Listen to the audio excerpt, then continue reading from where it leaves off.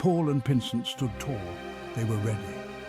Their mission: capture Gita Fortress. This was no ordinary mission. This was personal. They were fighting for Julian Dietzer, their fallen comrade. Julian had died bravely, defending their homeland. Now it was time for revenge. Paul gripped his weapon tightly. His eyes burned with determination. He would make the Gita Empire pay. Pinsent, always calm and collected, adjusted his own gear. They had trained for this. They were ready. But danger lurked around every corner. The fortress loomed in the distance. It was a symbol of the enemy's power. Its high walls and fortified towers seemed impenetrable. But Paul and Pinsent refused to be intimidated. They would find a way. They had to. For Julian, the air was thick with tension. The silence was broken only by the distant cries of birds. Paul and Pinsent exchanged a determined look. It was time to move. Their journey to Gita Fortress had begun. The first step was crucial. They had to infiltrate the outer perimeter. Barbed wire fences and armed guards stood in their way. But Paul and Pinsent were not deterred.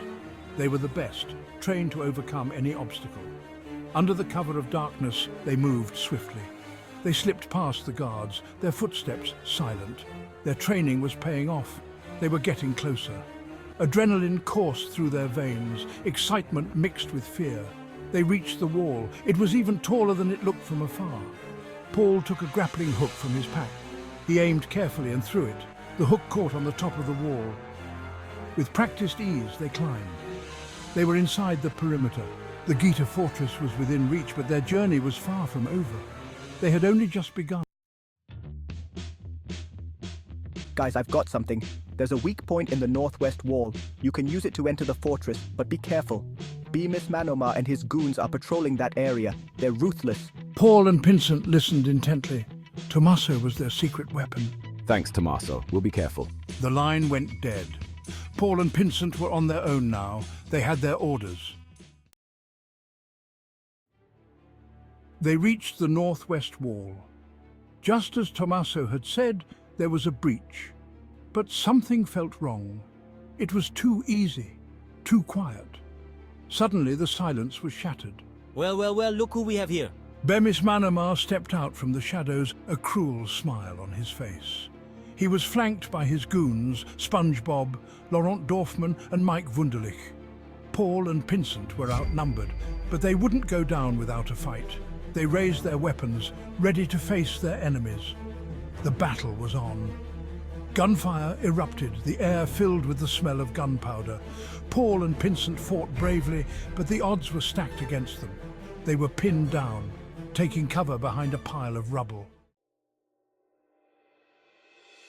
Just when all hope seemed lost, a deafening roar filled the air. A sleek black car came crashing through the wall, its headlights blinding the enemy. Two figures emerged from the car. It was Mercedes-Benz. Get in! Mercedes shouted, her voice full of urgency. Paul and Pinsent didn't hesitate.